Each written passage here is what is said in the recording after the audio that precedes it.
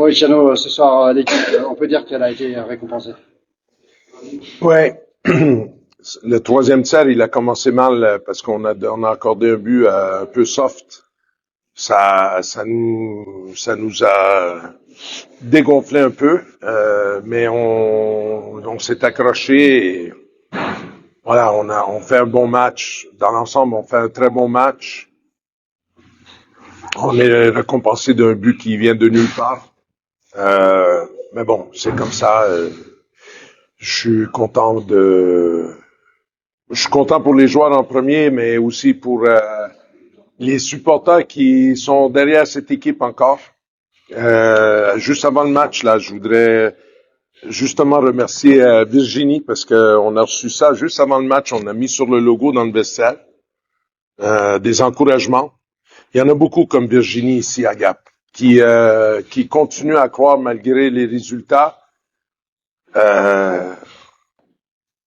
J'ai dit aux joueurs que ce soir allait être le premier match du reste de la saison. Et donc, j'espère que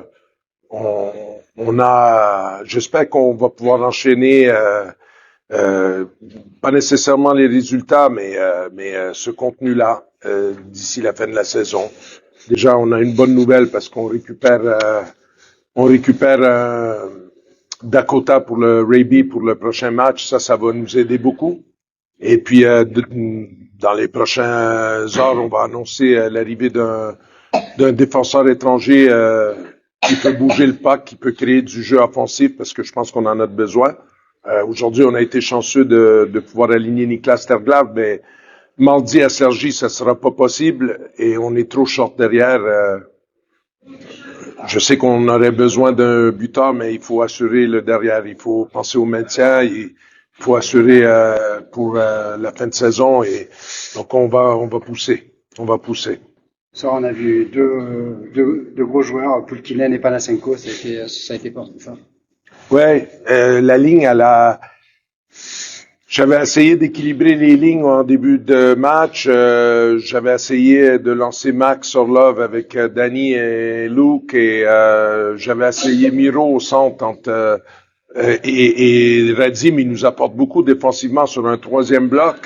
Mais les deux premiers blocs ont produit pratiquement rien, 5 contre 5 sur le premier tiers. Donc il a fallu j'ai mis Radim en fin de première tiers à l'aile gauche avec Danny et Luke. Ça nous a pas donné plus que ça. Et Miro, Temu et Panasenko ensemble, ça n'a pas été ça. Et j'ai trouvé qu'on a fait un bon premier tiers, mais on a produit très peu à 5 contre 5. Donc, j'ai fait un ajustement entre les deux tiers où j'ai remis Radim au centre entre Panasenko et Temu. Ils ont fait un deuxième tiers incroyable parce que, voilà, on marque 2 buts, mais ils auraient pu en marquer 3 ou 4. Hein. Ils ont été toute la période dans zone offensive. Cette ligne-là a été le moteur de notre victoire ce soir. Ça veut dire que c'est un match justement qui peut servir de base pour le reste de la saison. Oui, parce que là, je pense que, tu vois, on est à peu près... Cruchando, en allant chercher un défenseur, on peut finalement le lancer dans un rôle, tu vois, au lieu de l'utiliser tantôt à l'aile, tantôt au centre, tantôt à la défense, là, on va partir avec lui comme centre, avec Paul et Max et Raph, Paul Cerda et Joe sur la 4, ça fonctionne. Et si Radim peut nous donner ça entre Panasenko et Temu de façon constante, on sait que Dakota, Danny et Luke, c'est 2 diesels, mais qui ont besoin de quelqu'un avec de la vitesse à gauche. Et c'est ça que Dakota apporte à ces deux-là. Donc on languit l'arrivée de Dakota et je pense que pour mardi, voilà, on a déjà nos lignes, notre setup et on verra par la suite. Mais bon, on s'accroche et je répète, je sais que je suis comme un vinyle cassé, je répète toujours les mêmes choses, mais on construit, c'est une reconstruction totale. On aurait tous aimé, moi en premier, des résultats plus rapidement, mais on croit dans ce qu'on fait, on croit au processus et à tous les supporters de Gap, ceux qui continuent, pas ceux Je respecte ceux qui critiquent, il n'y a pas de souci. Mais le message, c'est pour tous ceux qui sont derrière l'équipe, comme Virginie, là, mais il y en a beaucoup. Lâchez pas, vous allez être récompensés. Oui, ce soir, à 4 secondes près, c'était la victoire et finalement, ça se termine à la loterie. Quelle analyse vous faites de ce match? Bon, il y a de la frustration parce que une erreur d'arbitrage nous coûte la victoire, parce que le but en cage vide doit être valable. L'arbitre nous l'a dit à la fin, ils ont sifflé trop tôt. On a un Joub qui part en breakaway sans gardien et il siffle, on ne sait pas pourquoi.